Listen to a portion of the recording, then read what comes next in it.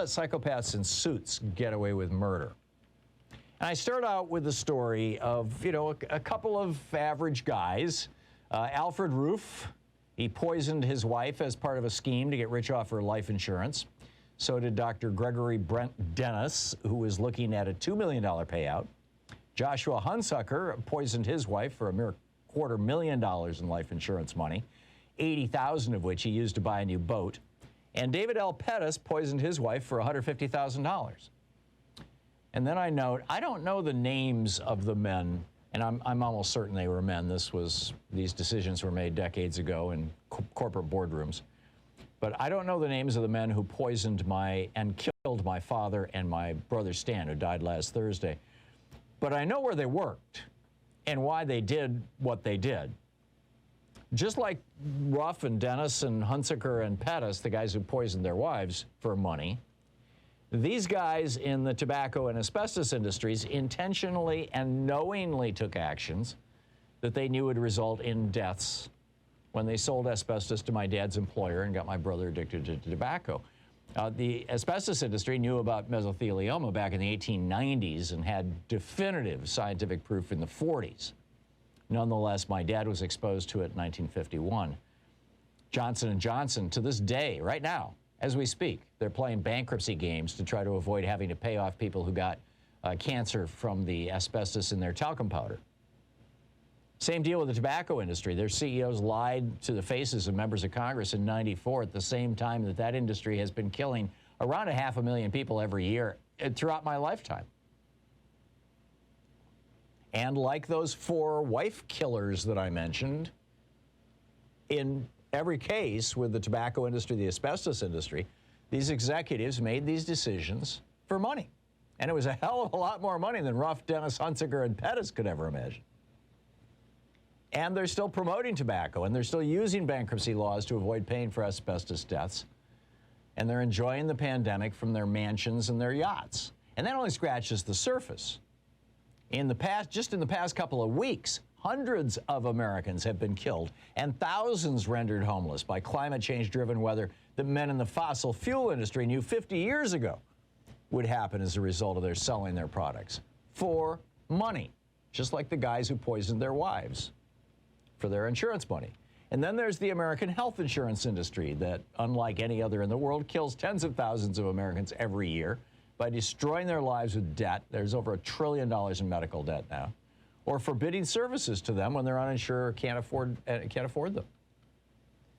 Ever since our nation's founding, capitalism in America has been played in ways that protect stone-cold killers, psychopaths in suits. But it's gotten particularly bad since big tobacco was outed in the 1990s. There was a time when we used to prosecute these people. Back in the 1980s, during the Reagan administration, Reagan deregulated the savings and loan industry as part of his, rolling out neoliberalism. And predictably, a handful of executives turned themselves into multi-millionaires, and thousands of American families got screwed.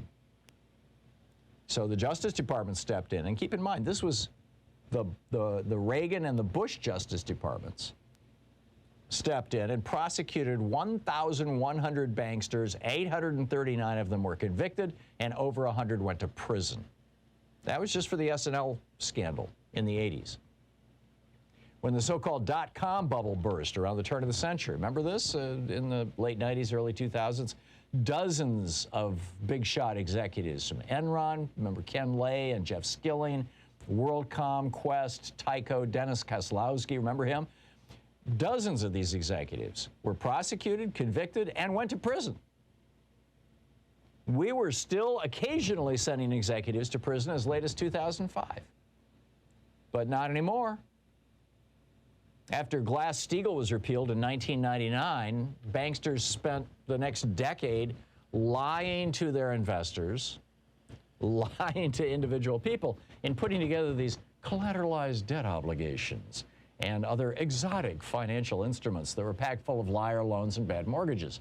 And that led straight to the Bush crash of 2008, when guys like Steve Mnuchin, who threw 30,000 California families out of their homes, which is how he got rich, or Jamie Dimon, running the biggest bank in America, got fabulously richer. And we, you and I, America, we bailed out these banksters to the tune of over $1 trillion.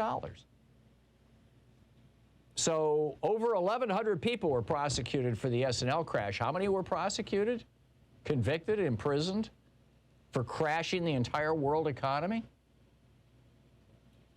Turns out there was one guy. One guy was prosecuted for the Bush crash of 2008. And that one guy who was prosecuted for concealing $37 million out of the $2.1 billion in bad loans and phony mortgages and CDOs that his employer Credit Suisse was concealing from other banks and regulators, that one guy who had this little tiny bit of it, in fact, the judge, when he sentenced him, he said, "You are a small piece of an overall evil climate within the bank and with many other banks."